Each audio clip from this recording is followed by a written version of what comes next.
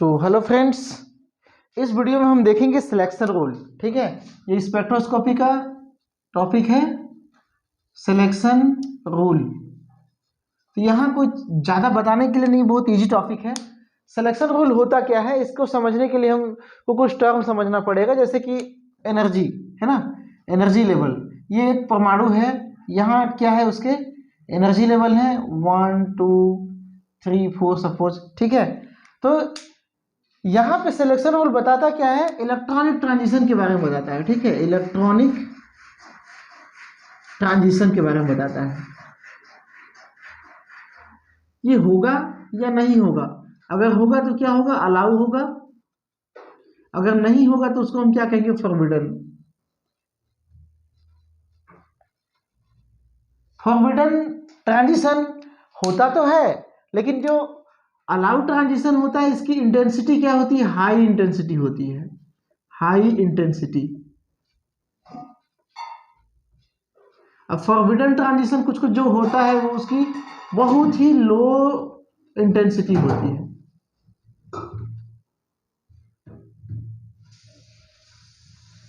है ना। अगर हाई इंटेंसिटी वाला देखें तो एक शार्प पीक मिलेगा, लो इंटेंसिटी वाला कैसा होगा, छोटा पीक, कुछ इस तरह से। ये क्या हो गया, अलाउड ट्रांजिशन हो गया, ये क्या हो गया, फॉरबिडन हो गया। ठीक है, नहीं होता कहने का मतलब एकदम ही नहीं होता ऐसा नहीं है, होता है, लेकिन उसकी इंटेंसिटी क्या होती है, बहुत कम होती है। तो सिलेक्शन रूल यह बताता है कि कौन कौन सा इलेक्ट्रॉनिक ट्रांजिशन अलाउ होगा और कौन कौन सा फॉरबिडन होगा। तो उसको समझने के लिए हम कुछ रूल्स देखेंगे। पहला है एनर्जी लेवल।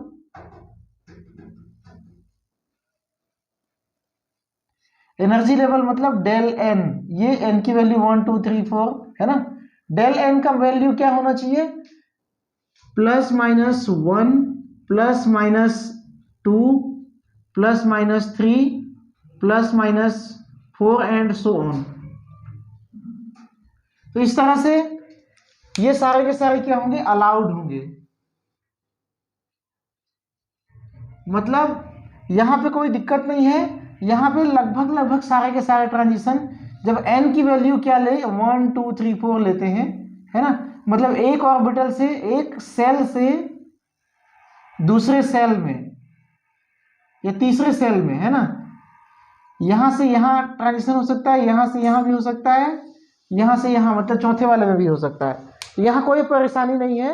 एनर्जी लेवल में क्या होगा, ट्रांजिशन हमेशा लगभग अलाउ ही होता है। ठीक है, सेकेंड जो है हम ले लेते हैं यहाँ पे लेपोर्टे सिलेक्शन रूल।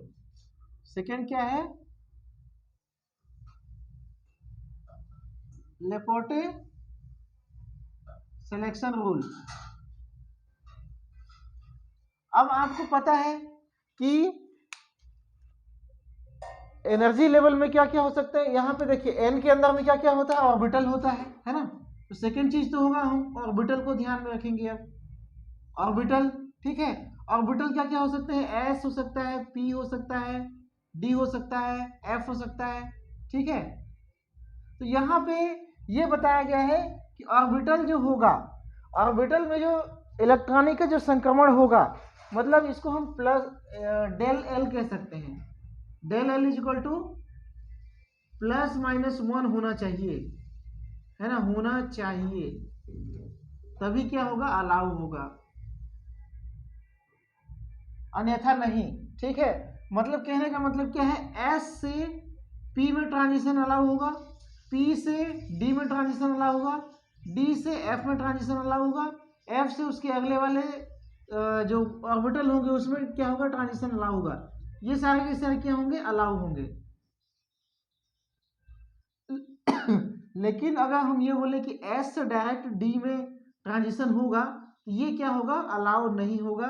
या पी से डायरेक्टली किसमें, एफ में ट्रांजिशन अलाउ नहीं होगा, तो इसको हम क्या कह देंगे, फॉरबिडन। ओके, ये हो गया आपका लेपोर्टे सिलेक्शन रूल, इसमें कोई दिक्कत नहीं होनी चाहिए। एक चीज ये भी है, एस क्या होता है, जीरेट होता है, पी क्या होता है, अनजीरेट होता है, डी क्या होता है, जीरेट होता है, और एफ क्या होता है, अनजीरेट। तो जीरेट टू अनजीरेट यहाँ हो रहा है, यहाँ अनजीरेट टू जीरेट ट्रांजिशन हो रहा है, जीरेट टू अनजीरेट। मतलब ये भी एक पॉइंट और भी डाल सकते हो कि जीरेट टू अनजीरेट ट्रांजिशन अलाउ होगा या फिर अनजीरेट टू जीरेट ट्रांजिशन अलाउ होगा, लेकिन अनजीरेट टू अनजीरेट या अनजीरेट टू जीरेट टू जीरेट अलाउ नहीं होगा। ये क्या होगा? फॉरबिडन होगा। ये क्या होगा? अलाउ होगा। क्लियर है? यहाँ पे कोई दिक्कत नहीं है। यहाँ पे देखिए एक पॉइंट ये भी फंसता है यहाँ पे कि सर जो है डी से एफ में ट्रांजिशन अलाउ होता है, लेकिन डी डी ट्रांजिशन भी हमको पाया जाता है। डी डी ट्रांजिशन भी तो हमको पाया जाता है, ठीक है। तो डी डी ट्रांजिशन में तो ये प्लस माइनस वन वाला फार्मूला अप्लाई नहीं हो रहा है। तो यहाँ हो क्या रहा है? तो जरा समझिए इसको। जैसे डी ऑर्बिटल क्या होता है? दो भागों में स्प्लिट होता है ऑक्टाहेड्रल में, ईजी और T2G, ठीक है। इस तरह से 3 और यहाँ पे 2। तो होता क्या है, इसकी इंटेंसिटी क्या होती है? बहुत हाई तो नहीं होती, लेकिन इतनी लो भी नहीं होती, बल्कि क्या मिलती है? मीडियम रेंज में मिलती है। तो इसका कारण क्या है? इसका कारण क्या है? PD mixing. पीडी मिक्सिंग जो ईजी एनर्जी लेवल है एक्सियल में होता है, एक्सियल होता है ना। एक्सियल ये भी होता है, पी ऑर्बिटल भी क्या होता है? एक्सियल होता है। देख लिए, मैं थोड़ा सा इसको बता रहा हूं आपको। यहाँ पे जैसे पी एक्स, पी वाई और पी जेड ऊपर नीचे होगा, ठीक है। डी एक्स वाई कहाँ होगा? इसी के ऊपर में होगा, इस तरह से। ये शॉर्ट वाला क्या था? पी ऑर्बिटल था। ये बड़ा वाला क्या था? डी ऑर्बिटल था। तो यहाँ पे क्या होता है? इन दोनों का जो कैरेक्टर होता है या गुण जो होता है वो आपस में मिक्स हो जाता है, कुछ हद तक मिक्स हो जाता है। तो यहाँ पे आप डेल एल का मान क्या हो गया? नॉट जीरो, है ना। यहाँ पे डेल एल का वैल्यू आप लिख सकते हो, अगर जीरो है तो वो क्या होगा? फॉरबिडन होगा। डेल एल का वैल्यू क्या होगा? एल जीरो है तो क्या होगा? फॉरबिडन होगा। लेकिन यहाँ पे डेल एल का वैल्यू नॉट जीरो, मतलब 1 तो नहीं है, 1 में मान रहा हूं कि नहीं है, लेकिन जीरो भी नहीं है, ठीक है। तो कुछ तो होगा, क्योंकि यहाँ पे पीडी है और यहाँ पे क्या है? डी। D2 क्या हो रहा है? पीडी यहाँ पे ट्रांजिशन हो रहा है, मतलब +1 तो नहीं हो सकता या जीरो भी नहीं हो सकता, बीच का होगा। इसलिए इसका इंटेंसिटी क्या होता है? थोड़ा सा जो एकदम लो इंटेंसिटी वाला जो ट्रांजिशन होता है उससे अच्छा आपको देखने को मिलता है। मतलब यहाँ पे डी डी ट्रांजिशन पॉसिबल हो जाता है, लेकिन लेपोर्टे सिलेक्शन रूल के अकॉर्डिंग ये क्या है? फॉरबिडन होता है। आपको याद रखना पड़ेगा, ठीक है। तो ये समझ में आ गया आपको, ठीक है।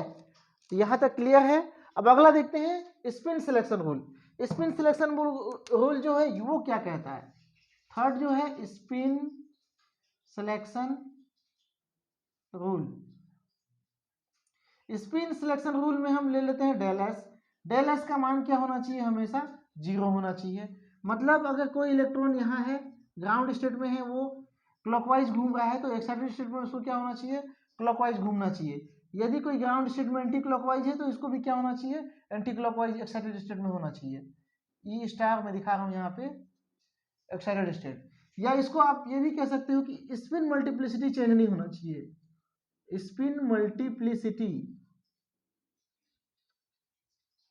Spin multiplicity not changed. कहने का मतलब क्या है कि अगर हम टर्म सिंबल ले रहे हैं, ठीक है, टर्म सिंबल ले लिए S3, तो इसका ट्रांजिशन किस में होगा? S का P में होगा।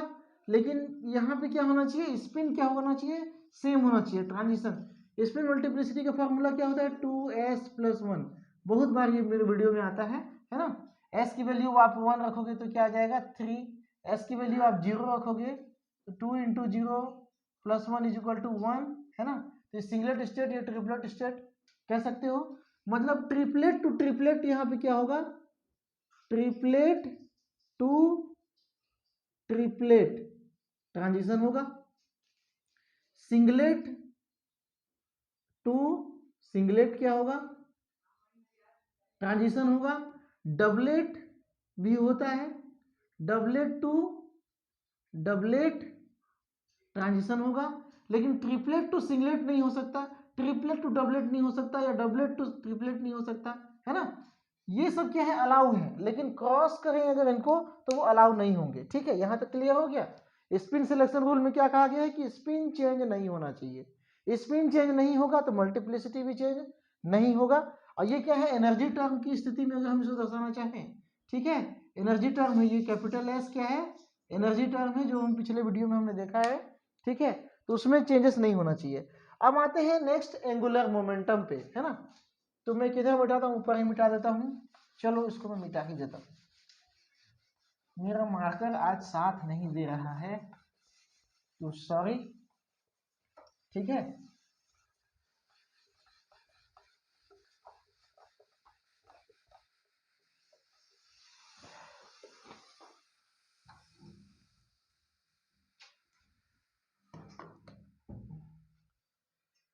अगला है टोटल एंगुलर मोमेंटम। अब ये टोटल एंगुलर मोमेंटम क्या होता है, total angular momentum, LS coupling हमने पढ़ा है। एलएस कपलिंग से क्या मिलता है, जे, यही क्या कहलाता है, टोटल एंगुलर मोमेंटम। तो यहाँ पे मैं डेल जे की बात कर रहा हूँ। डेल जे मतलब जे में परिवर्तन कितना होगा। अगर एक स्टेट से दूसरे स्टेट में अगर इलेक्ट्रॉन का संक्रमण होता है तो जे में का परिवर्तन कितना होगा, या तो 0 होगा या ±1 होगा। ये केवल दो ही टर्म कंडीशन रखता है। जे क्या क्या होगा, 0 या तो ±1 होगा। अगर हम यहाँ पे कह सकते हैं कि S3 1 से ट्रांजिशन किस में हो रहा है, P3 1 में हो रहा है, तो ये क्या होगा, अलाउ होगा, क्योंकि स्पिन अलाउ है ना, एनर्जी अलाउ है। ये 1 और 1 यहाँ पे परिवर्तन क्या हो रहा है, del J is equal to 0, कोई परिवर्तन नहीं।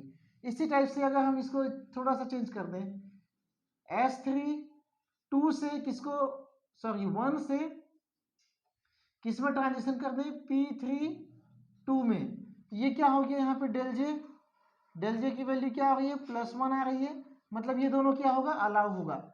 लेकिन अगर हम S3 1 का ट्रांजिशन क्या कर दें, D3 3 में कर दें या D3 5 में कर दें, तो ये सब नहीं होगा। D3 यहाँ पे क्या हो जा रहा है, +2 हो जा रहा है डेल जे, ये पॉसिबल नहीं है। ये क्या होगा, फॉरबिडन होगा। ये दोनों क्या होंगे, अलाउ होंगे। तो ये क्या था, टोटल एंगुलर मोमेंटम फोर्थ। ठीक है, फिफ्थ नंबर में हम देखते हैं magnetic momentum. Magnetic momentum M J. ये मैग्नेटिक मोमेंटम क्या होता है, जब स्पेक्ट्रा प्राप्त करने वाले मॉलिक्यूल को हम क्या कर देते हैं, मैग्नेटिक फील्ड में रख देते हैं, NS मैग्नेटिक फील्ड में हम सैंपल को रख देते हैं। उसके बाद में स्पेक्ट्रा लेते हैं। तो यहाँ पर डेल एम जे की बात करूंगा मैं। ठीक है, डेल एम जे क्या होगा, ये भी सेम टू सेम जे के जैसा ही होगा, मतलब 0 परिवर्तन होगा या फिर +-1। ये एक फार्मूला हो गया हमारा किसके लिए, मैग्नेटिक मोमेंट के लिए। मैग्नेटिक मोमेंट या फिर कह सकते हैं इसको स्प्लिटिंग इन मैग्नेटिक फील्ड। ठीक है, ये ऐसा ट्रांजिशन क्या होगा, अलाउ होगा। और सिक्स जो रूल है वो सिंपल सा है, सिमेट्री के लिए। मतलब हम सिमेट्री की बात करते हैं ना, सिमेट्री में कौन कौन से ट्रांजिशन अलाउ हैं सिमेट्री के लिए।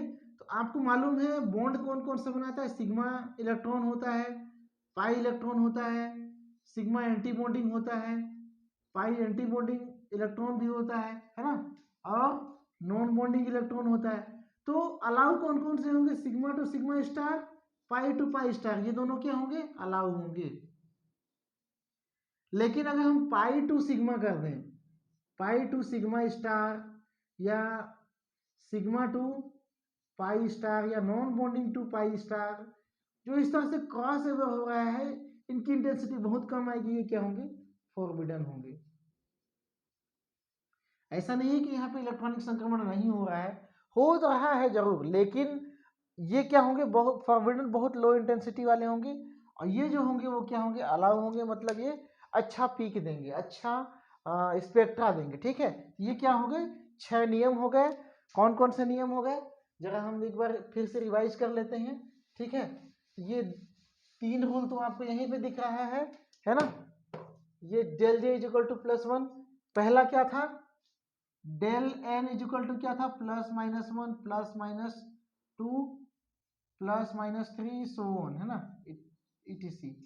ठीक है, दूसरा क्या था, डेल एल की वैल्यू क्या होनी चाहिए थी, +-1 ही होनी चाहिए थी।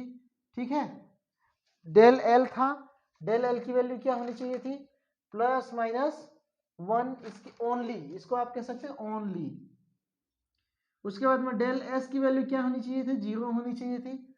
डेल जे की वैल्यू क्या होनी चाहिए, यहाँ पे 0 होनी चाहिए या फिर +-1 होना चाहिए। डेल एम जे की वैल्यू क्या होनी चाहिए, ये भी 0 या +1, इन दोनों में कोई दिक्कत नहीं है, सेम है। ठीक है, और यहाँ पे क्या होना चाहिए, सिग्मा टू सिग्मा होना चाहिए, स्टार होना चाहिए, और पाई टू पाई स्टार होने चाहिए। तो इतने सारे टर्म आपको याद होने चाहिए, ये सारे के सारे क्या होते हैं, अलाउड होते हैं। इसके अलावा कोई सा भी इलेक्ट्रॉनिक ट्रांजिशन होगा वो क्या होगा, फॉरबिडन होगा। यहाँ पे मैंने आपको डीडी ट्रांजिशन का अपवाद बताया था, और इसका कारण ही बताया था कि वो वहाँ पे क्या होती है, पीडी मिक्सिंग होती है। इस वजह से डीडी ट्रांजिशन हालांकि बहुत इंटेंस, इनके जैसा इंटेंस तो नहीं होता, लेकिन इसका इंटेंसिटी उससे कम, और जो फॉरबिडन ट्रांजिशन होते हैं उससे थोड़ी अधिक होती है ना। क्यों, क्योंकि पीडी मिक्सिंग होती है। तो चैनल में आई थिंक वीडियो लंबा हो रहा है, चैनल में बने रहने के लिए बहुत बहुत धन्यवाद। आप सभी का दिन शुभ हो। अगर वीडियो पसंद आया होगा तो वीडियो को लाइक करें और चैनल को सब्सक्राइब करें। Thank you.